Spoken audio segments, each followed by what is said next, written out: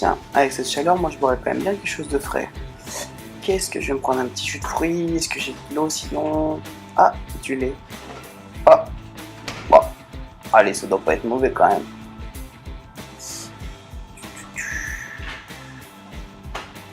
Hop là.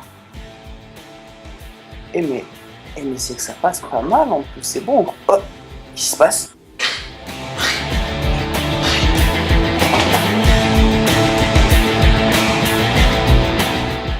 Salut à tous, salut les body timers, bienvenue sur notre chaîne, moi c'est PJ et aujourd'hui donc cette vidéo, vous avez pu voir, on va parler des produits laitiers et du lait. Donc déjà ça va, je m'en suis bien remis, il n'y a pas de souci. Et pourquoi je fais cette vidéo? Tout simplement parce qu'il y a 2 jours je vous ai proposé le régime alimentaire des Crétois, la pyramide crétoise, où dedans j'expliquais qu'ils avaient une espérance de vie plus importante avec moins de maladies cardiovasculaires. Si vous ne l'avez pas vu, vous avez juste à cliquer ici pour la découvrir. Et donc dans cette vidéo, j'expliquais aussi qu'ils consommaient 3 produits laitiers par jour. Chose qui en ce moment est assez controversée, il y a eu pas mal de réactions sur les réseaux sociaux, dans les commentaires, je suis pas d'accord sur les produits laitiers et tout ça. Donc aujourd'hui dans cette vidéo, j'avais dit qu'on en parlerait des produits laitiers dans une vidéo à part. Du coup on a décidé de la faire assez rapidement pour expliquer un petit peu tout ça. Et aujourd'hui je vais essayer de vous proposer tous les méfaits qu'on reproche au lait, les principaux méfaits, ce que nous on en pense et pourquoi j'ai dit que dans cette vidéo, pourquoi j'ai dit qu'on consommait quand même des produits laitiers. Donc pour commencer déjà je tenais à dire que c'est pas moi qui ai créé la pyramide crétoise, j'y suis pour rien s'ils consommaient des produits laitiers, d'accord, c'était juste un constat, ils avaient quand même une espérance de vie plus importante que les autres. Après là il faut relativiser, c'est que c'est pas précisé, c'est du produit laitier issu de la vache, de la chèvre, de la brebis, chose qui est déjà un peu moins controversée avec un peu moins de soucis. Et aussi dans les années 50-60, le lait était certainement de meilleure qualité que ce qu'on peut consommer actuellement, les vaches étaient moins boostées aux hormones, on utilisait beaucoup moins de pesticides. Voilà. Donc là mon objectif c'est pas du tout de vous dire il faut absolument consommer des produits laitiers si vous n'en consommez pas, juste on va faire par étapes avec d'abord les méfaits.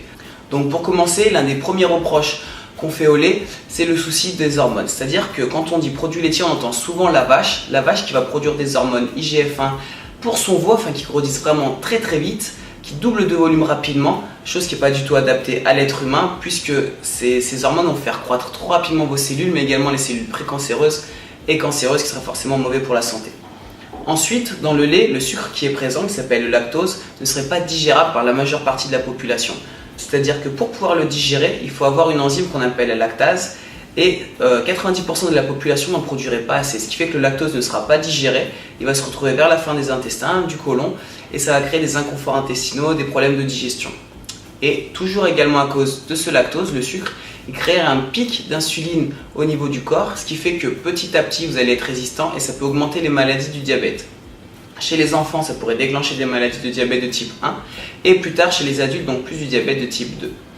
Ensuite, au niveau de la protéine présente dans le lait, ce qu'on appelle la caséine, elle augmenterait la perméabilité intestinale. Ça veut dire que les aliments et les nutriments passeraient plus facilement au niveau du système sanguin, mais donc également aussi les mauvaises choses. Ce qui fait que ça pourrait développer donc plus facilement des cancers, nourrir les cellules cancéreuses. Pour l'instant, je crois qu'il n'y a pas de lien direct entre les produits laitiers et certains cancers, à part pour la prostate, on aurait de forts doutes parce que justement le calcium passerait plus facilement, ça aurait tendance à faire un trop plein de calcium et du coup à créer des calcifications au niveau de la prostate qui pourraient déclencher donc des cancers. Voilà, ce sont les principaux reproches qu'on fait aux produits laitiers.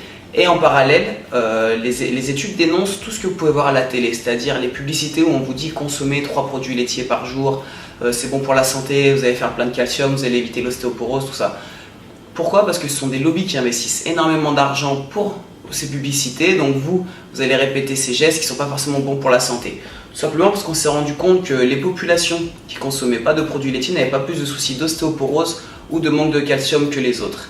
Qui est plus est, c'est que le calcium qui est présent dans les produits laitiers serait moins bien assimilable que d'autres aliments. Par exemple, il aura un taux d'absorption de 30 à 40%, alors que le brocoli, qui contient moins de calcium en quantité, aura un taux d'absorption plus intéressant, ce qui fait qu'au final, vous avez le même ratio.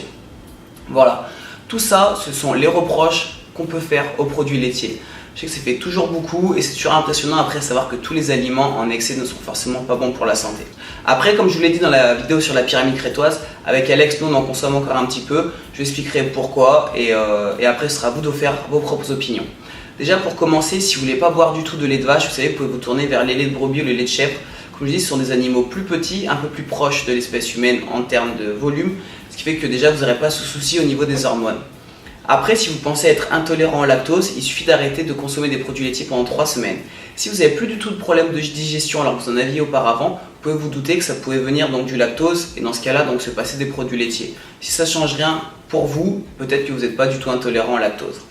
Si c'est le cas ou si vous voulez vous passer des produits laitiers, sachez aussi qu'il y a du lait issu des végétaux. Par exemple, le lait de riz, le lait d'amande, le lait de soja, voilà, sont très bons. Maintenant, c'est très bon au goût et vous en trouvez un peu de partout. Voilà, donc maintenant, pourquoi est-ce que nous, on consomme quand même des produits laitiers?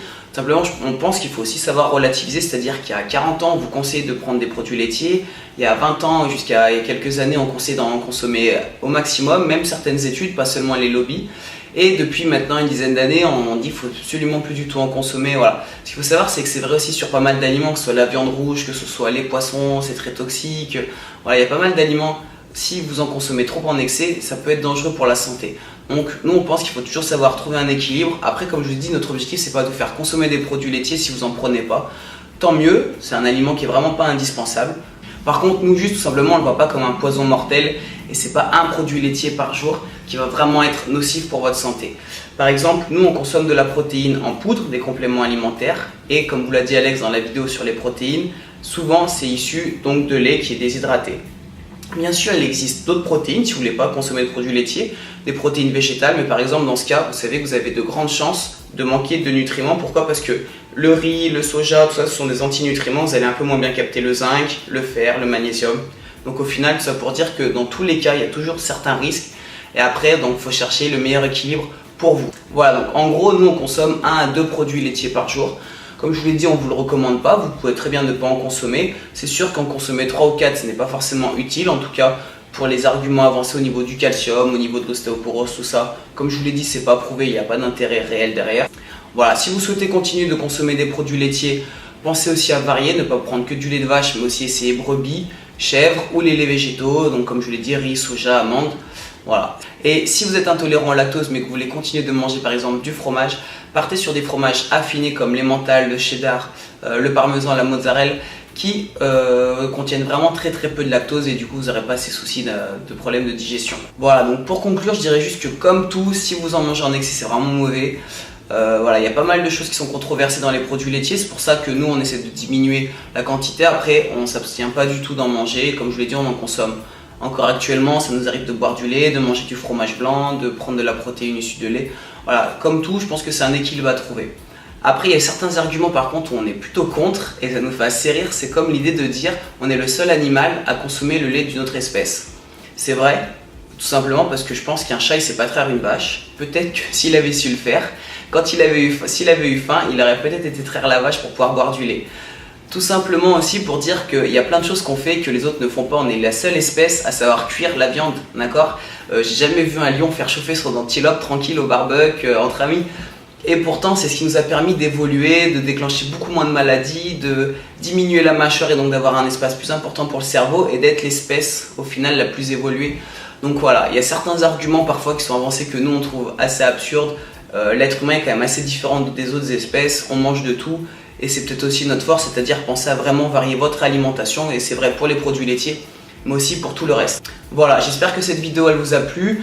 Si on doit retenir quelque chose, donc c'est penser à varier votre alimentation, et c'est vrai pour tout. Si vous ne consommez pas de produits laitiers, c'est très bien, et pensez donc à varier quand même l'alimentation pour avoir suffisamment de calcium, que ce soit au niveau des légumes verts par exemple, et des amandes. Si vous en consommez, c'est de diminuer au maximum les quantités, et toujours pareil, pensez à varier les provenances, essayez aussi les laits végétaux. Si vous avez des questions, pensez à nous rejoindre sur les réseaux sociaux, Facebook, Twitter, Instagram, Google+, on essaye de répondre au maximum. Pensez à bien regarder également nos playlists, il y a souvent des vidéos qu'on a déjà faites, donc pensez à regarder si on ne nous a pas déjà posé la question. On se dit à très vite pour de nouvelles vidéos et surtout d'ici là, gardez la pêche!